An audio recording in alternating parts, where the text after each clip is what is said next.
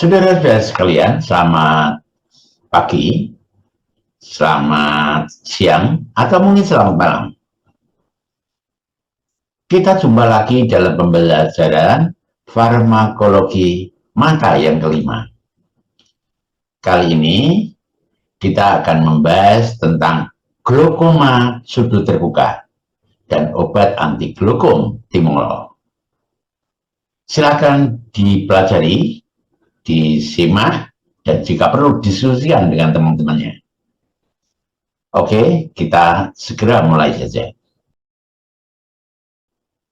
Pada subpokok bahasan pertama ini, kita buka dengan suatu pertanyaan. Apa itu glaukoma? Glaukoma adalah penyakit mata yang menyebabkan kerusakan pada saraf optik akibat peningkatan tekanan bola mata yang dapat berujung pada kebutaan. Karena peningkatan tekanan bola mata itu berkaitan dengan humor aqueous, maka pada subpokok bahasan pertama ini kita juga akan membahas tentang patofisiologi humor aqueous dengan satu pertanyaan lagi. Apa itu humor aqueous? Mari kita lihat slide berikutnya. Silahkan perhatikan gambar sebelah kiri. Humor aqueous adalah cairan bening yang diproduksi oleh proses ciliaris dan mengalir melalui kamera okuli posterior atau yang pada gambar disingkat COP. Kamera okuli anterior atau disingkat di gambar adalah COA. Dan selanjutnya dibuang melalui sistem drainase, yaitu terdiri trabecular meshwords, kanal slim, saluran kolektor, dan sistem pembuluh darah vena di episklera. Volume atau debit humor aqueous yang diproduksi oleh prosesus ciliaris pada mata manusia normal adalah sekitar 2 hingga 3 mikroliter per menit. Kondisi itu normal bila debit produksi dan debit pembuangan ke drainase volumenya sama. Jadi kita akan singgung dulu pertama, ada dua macam glaukoma ya. Satu glaukoma sudut terbuka. Penyebabnya adalah peningkatan tekanan bola mata atau tekanan intraokuler.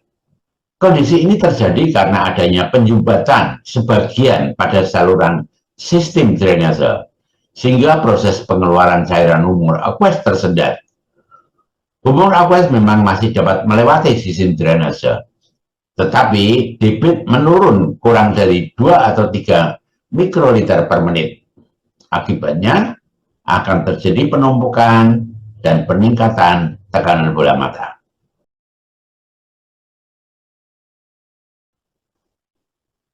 Yang kedua adalah glaukoma sudut tertutup. Kondisi ini terjadi karena adanya penyumbatan total pada saluran sistem drainase, sehingga humor aqueous tidak dapat dikeluarkan melalui sistem drainase dan menumpuk di dalam bola mata. Akibatnya sama, tekanan bola mata akan meningkat. Jika dia tertutup sistem drainasenya, maka disebut sebagai glaukoma sudut tertutup.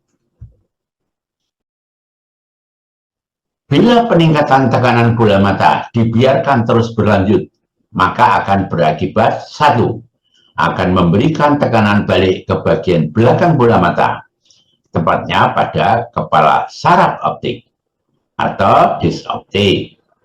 Area ini yang disebut sebagai lamina cribrosa adalah struktur jaringan seperti saringan tempat serabut saraf optik melintas.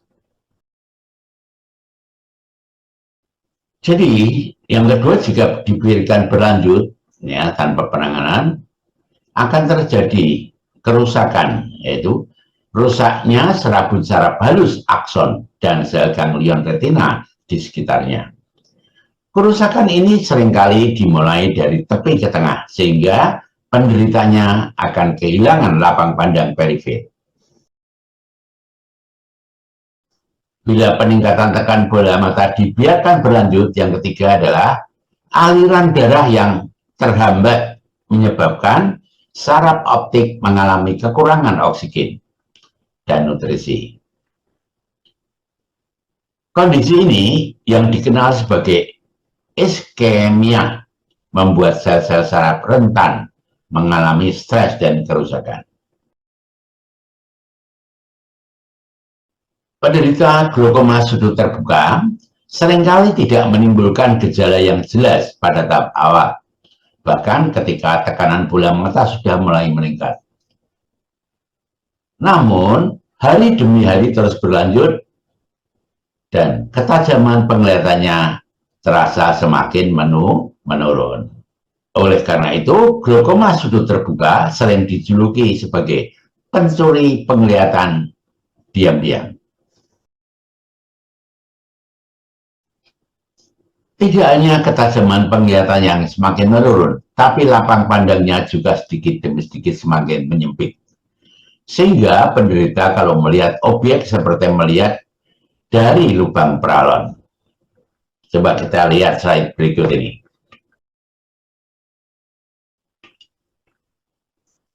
Gambar A adalah lapang pandang orang normal. Maksudnya lapang pandangnya normal. Ya, dia melihat TV dan sekitarnya semua nampak jelas, artinya lapang pandangnya luas. Sedang ini penglihatan orang yang menderita glaukoma sudut terbuka. Jadi dia hanya area tengah saja yang nampak, sedangkan area-area yang tepi, di tepi lapang pandang yang tepi akan nampak hitam. Seperti itulah penglihatan seorang penderita glaukoma sudut terbuka dengan lapang pandang yang menyempit.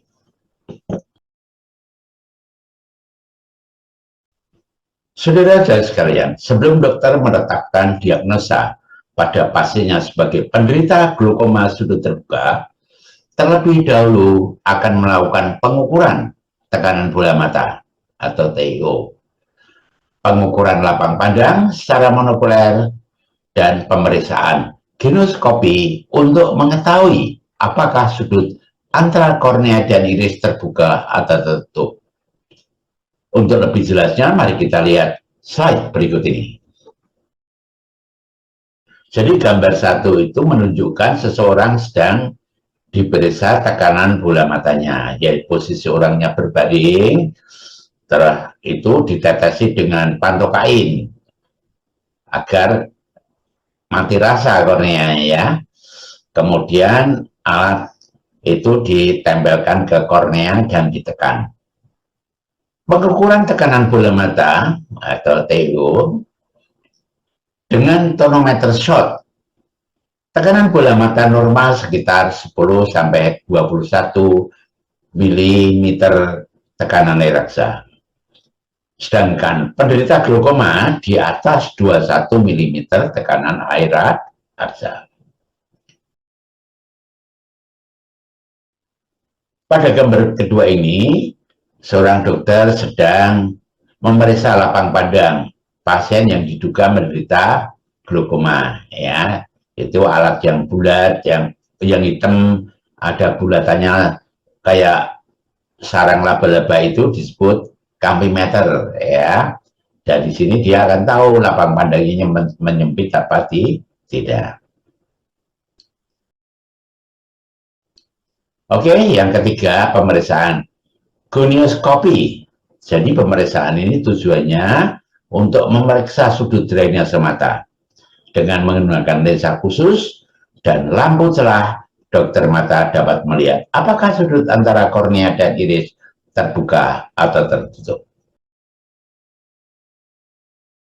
Pada sub pokok bahasan ketiga ini, kita akan membahas tentang pengobatan glaukoma sudut terbuka, ya. Mari kita mulai dengan satu pertanyaan, ya. Kita lihat slide berikut ini. Apakah kerusakan pada saraf optik masih bisa disembuhkan? Dan yang laki ini menjawab, sayangnya tidak bisa lagi diobati, ya. Tentu pertanyaannya, lah kalau nggak bisa diobati kenapa harus diperiksa, ya. Jadi yang tidak bisa diobati itu adalah kerusakan sarafnya, ya. Tapi yang perlu diperhatikan adalah tekanan bola matanya supaya nggak semakin berlarut-larut. Jadi pada dasarnya pengobatan glaukoma sudut terbuka bertujuan untuk mengurangi tekanan intraokular atau tekanan bola mata, yakni tekanan yang ada di dalam bola mata dan menjaga fungsi penglihatan yang tersisa. Sebab kerusakan oleh glaukoma bersifat permanen dan tidak dapat dipulihkan. Jadi bagaimana cara pengobatannya? Kita lihat di beberapa sumber, timol merupakan salah satu tetes mata yang sering digunakan untuk menurunkan tekanan intraokuler pada mata dengan glaukoma sudut terbuka. Ketika timol menetes di permukaan depan bola mata, obat akan bercampur dengan lapisan air mata. Timol adalah molekul yang dirancang untuk dapat berdiskusi melintasi lapisan kornea. Jadi molekulnya lebih padat dibanding molekul cairan air mata, kornea, ya lebih padat molekulnya. Setelah menembus kornea, timol akan berdiskusi ke humor aqueous yang berada di kamera okuli anterior atau COA dan kamera okuli posterior atau COP. Dari humor aqueous, obat akan terus berdifusi atau bergerak menuju struktur di sekitar korpus siaris, tempat di mana proses siaris berada. Timol merupakan obat golongan beta blocker non-selektif yang umum digunakan dalam tata laksana glaukoma. Cara kerja utama timol yaitu mekanisme utama timol dalam menurunkan tekanan intraokuler adalah dengan mengurangi produksi aqueous humor oleh proses silaris. Tetes mata timol 0,5% dapat menurunkan TIO atau tekanan intraokuler bola mata, ya, tekanan dalam bola mata. Rata-rata sekitar 30–35% dari tingkat awal, menjadikannya salah satu obat glaukoma topikal yang paling manjur. Efek penurunan tekanan intraokuler pada umumnya terjadi dalam waktu 1 hingga 2 jam kemudian setelah obat diteteskan ke mata. Efek durasi kerja obat dapat bertahan selama 24 jam penuh, yang memungkinkan penggunaan obat ini cukup 1 atau 2 kali sehari. Setelah masa aktifnya selesai, timol dieliminasi atau dibuang dari tubuh melalui proses metabolisme dan ekskresi yang melibatkan beberapa organ, terutama hati dan ginjal. Berikut adalah alur eliminasi timol dari tubuh. Yang ke-1, absorpsi sistemik atau penyerapan ke dalam aliran darah. Meskipun diberikan dalam bentuk tetes mata, sebagian obat timolol diserap ke dalam sirkulasi sistem aliran darah.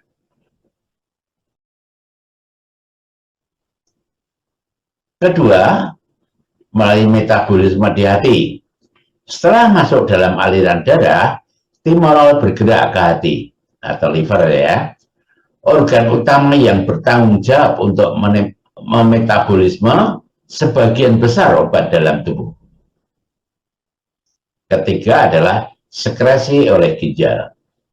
Metabolit atau hasil metabolisme yang dihasilkan oleh hati bersama dengan sebagian kecil obat timol yang tidak dimetabolisme atau dalam bentuk utuh, kemudian disaring dari darah oleh ginjal dan dikeluarkan melalui urin.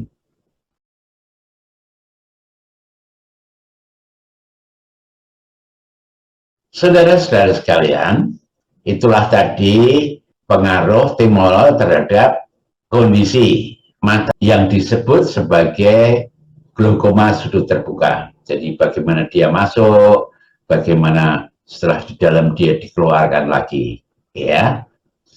Oke, demikian yang dapat saya sampaikan. Terima kasih atas perhatiannya.